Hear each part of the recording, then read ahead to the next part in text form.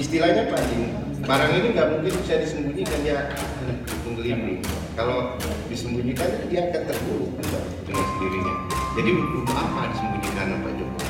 Makin bagus, dia bisa menuduh semua perbuatan BUMN ini pidana. Jadi nggak usah digeser ke politik. Misalnya semua orang BUMN di penjara, semua pengurusnya di penjara, Jokowi selamat karena dia berhasil mengatakan ini pidana murni, bukan politik. Saya kira kita tepuk tangan poinnya di sini ya. Ya tidak lakukan.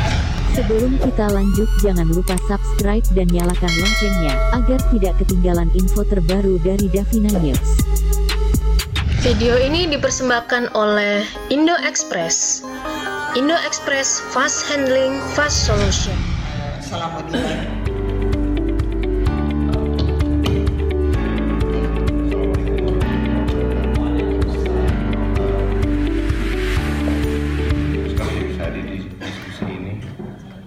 Sebetulnya saya sedang bikin buku, Pak. Tadi judulnya itu adalah ini. Tadi di layout sama anak-anaknya, covernya. Judulnya itu CSR BUMN, Istana Mega Proyek Fiktif CSR Bansos di ladang Pilpres. Jadi sebetulnya ini bisa semua ini berawal dari Pilpres. Ketika sah Presiden Jokowi waktu itu menjabat presiden, dicalonkan lagi tanpa harus mengundurkan diri. Maka pada saat itu terbukalah peluang dia menggunakan seluruh sumber daya ekonomi, sumber daya politik, sumber daya keuangan, infrastruktur dan suprastruktur kekuasaan untuk melanjutkan kekuasaannya.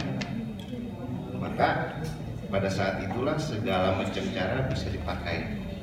Nah, kita mengidentifikasi banyak sekali yang saya tulis di sini, sudah hampir 100 halaman. Ada mulai dari penyalahgunaan jabatan, penyalahgunaan kekuasaan, penggunaan fasilitas negara, lalu kemudian penggunaan dana publik. Dana publik ini variasinya sangat luas sekali. Jadi ada mulai dari dana Taspen, Jam Sostek, BPJS, dana haji, dana asuransi, asuransi BUMN seperti Jiwasraya, termasuk badan publik seperti Asabri dan asuransi-asuransi yang lain. Nah, lalu kemudian di sub-sub judul ini saya bikin penyalahgunaan dana publik, lalu kemudian penjarahan BUMN. Jadi ini yang lebih ngeri lagi, karena BUMN ini kan dipaksa untuk membiayai mega proyek infrastruktur, terutama BUMN infrastruktur dengan berbagai modus. Kita tahu bahwa meskipun begitu banyak proyek yang dikerjakan BUMN, tapi kita lihat laporan BUMN merugi. Itu kan satu anomali yang ekstrim ya. Secara kasat mata kalian banyak proyek tapi rugi, kan nggak mungkin. Kalian banyak proyek mestinya untung, lalu yang untung siapa? Kita cek, ternyata ke bawah-bawahnya ya banyak orang yang diuntungkan, yakni orang-orang yang bisa secara politik menggunakan kekuasaan untuk mendapatkan proyek-proyek itu. Itu teorinya sangat sederhana dan kita bisa lihat di angka-angka yang muncul. Kemudian yang terakhir ini saya masih tetap mau menulis soal perampokan kekayaan alam. Jadi saya start mulai dari kasus Freeport ketika pembelian saham Rio Tinto, pembelian participating interestnya Rio Tinto di PT Freeport Indonesia. Jadi pemerintah mengklaim membeli saham Freeport, padahal yang dibeli adalah PJ-nya Rio Tinto dengan harga 53 triliun. Dan itu adalah bancakan yang besar sekali. Lalu kemudian setelah itu berlanjut ke holding BUMN. BUMN di holding, lalu Antam, BUMN tambang ini di holding jadi satu, lalu ngambil utang, lalu membeli Rio Tinto. Kasus kedua kemudian pembelian Rokan oleh Pertamina. Blok Rokan dibeli dengan dana utang sekitar 700 juta, 750 juta US dollar kepada pemerintah. Walaupun kita tahu waktu itu keuangan Pertamina lagi susah. Kemudian yang ketiga adalah kasus rencana perpanjangan seluruh kontrak kerja batubara yang sekarang sedang berlangsung. Yang ini juga disukseskan dengan Omnibus Law. Jadi ada perusahaan-perusahaan raksasa batubara yang besar-besar banyak yang berakhir masa kontraknya antara tahun 2019 sampai 2021. Dan itu adalah yang besar-besar. Dan ini yang produksi batubara dirancang oleh Pak Jokowi kira-kira 600 juta ton. Kalau 600 juta ton produksi batubara, sebelum jatuh harga batubara di tahun 2020, harga batubara dulu sempat ditetapkan harga batubara acuannya sampai $100 lebih per ton.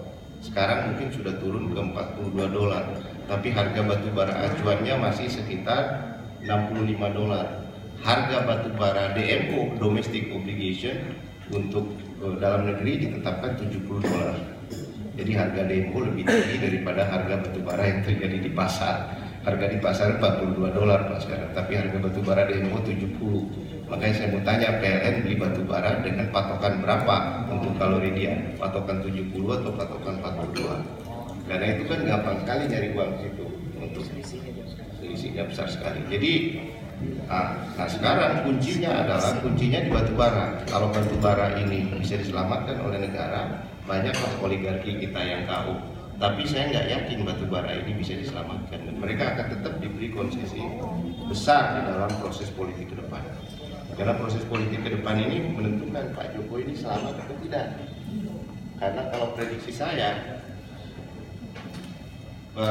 pertama beban bunga, cicilan utang dan lain-lain meningkat. Pada saat yang sama penerimaan menurun terlalu tajam sekali. Sementara utang dalam negeri dan utang luar negeri ini bergerak begitu besar.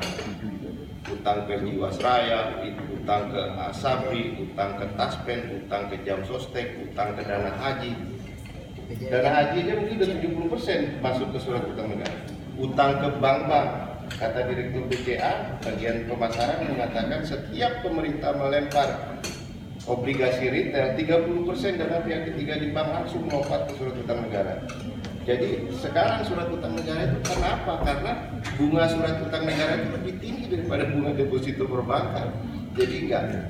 Jadi itu dasarnya kenapa begitu banyak beban yang menumpuk di utang negara sekarang. Dan nggak mungkin bisa dijawab oleh Pak Jokowi di tengah pelemahan ekonomi. Dari mana sih pemerintah dapat uang? Satu, dari minyak. Minyak harganya sekarang $42 per barel. Harga gas $2 MMBTU, gas alam. LNG ya tambah 3 lah, jadi 5. Lalu harga batu bara 42, harga sawit 600, ya kan turun jauh. Jadi dari mana lagi Pak Presiden mau dapat uang? Satu-satunya adalah dari surat utang pajak. Pajak itu apa Pak? Orang udah kering kerontang. Dia pikir dengan corona orang terjadi rush, terjadi buying panic. Dia nggak tahu kalau orang Depok itu nggak bisa buying panic karena apa yang didapat hari itu juga dipakai belanja. Nah dia nggak keluar, dia nggak belanja. Itulah kira-kira masyarakat kita Pak. Jadi jangan berpikir bahwa ini buying panic akan terjadi kemudian nggak ada kemudian besar-besar. Saya di Depok, saya datang ke supermarket sepi, nggak ada orang belanja. Bukannya buying panic, nggak ada buat belanja karena apa yang didapat hari itu yang dibelanjakan pada hari yang sama. Jadi dari ada. Nah, sekarang dari mana mau pajakin siapa? Kan selama ini pajak terbesar itu diperoleh dari sumber daya alam, diperoleh dari batu bara, minyak, sawit dan lain sebagainya. Sekarang harganya jatuh. Mau dari konsumsi masyarakat seberapa besar sih bisa dari situ. Jadi sebetulnya satu-satunya andalan ya surat utang negara. Tapi bunganya kira-kira nanti jatuh ke 15% barangkali. Ya, sekarang yang 8% Mas. Saya intervensi ya, sedikit. Kan? Nah, terus Jiwasraya ini terus gimana gitu? Jiwasraya itu mau diurus mau enggak sama DPR itu akan menggelinding seperti bola salju. Karena yang ada beban paling besar di situ adalah beban di surat utang negara. Perusahaan-perusahaan asuransi itu secara keseluruhan itu dananya sekitar 800 triliun di Indonesia. Nah, perusahaan asuransi ini ya nempatin ke situ semua. Mau investasi apa? Mereka orang bunga sun tinggi sekali, termasuk asuransi milik negara seperti Taspen, Asabri, terus jam sostek milik tenaga kerja milik buruh. Jadi istilahnya Pak Din, barang ini nggak mungkin bisa disembunyikan, dia akan menggelinding. Kalau disembunyikan dia akan terburuk juga dengan sendirinya. Jadi untuk apa disembunyikan Pak Jokowi? Makin bagus, dia bisa menuduh semua perbuatan BUMN ini pidana. Jadi nggak usah digeser ke politik. Misalnya semua orang BUMN di penjara, semua pengurusnya di penjara, Jokowi selamat karena dia berhasil mengatakan ini pidana murni, bukan politik. Saya kira kita tepuk tangan poinnya di sini ya. Yang tidak lakukan, dia akan jadi politik. Ya, saya kira seperti Bu Eni, selamat datang. Bu Eni di sini aja. Saya ada. Bu Eni ada kursinya. Saya kira itu. Terima kasih. Nah, kata kunci kita dapat agak lebih sedikit waktunya tapi nggak apa-apa, agak moderatif. Ya. Karena menarik, jadi belum keluar semuanya. Geser sedikit. Baik, selamat datang bagi yang baru datang. Nah, saya mempersiapkan.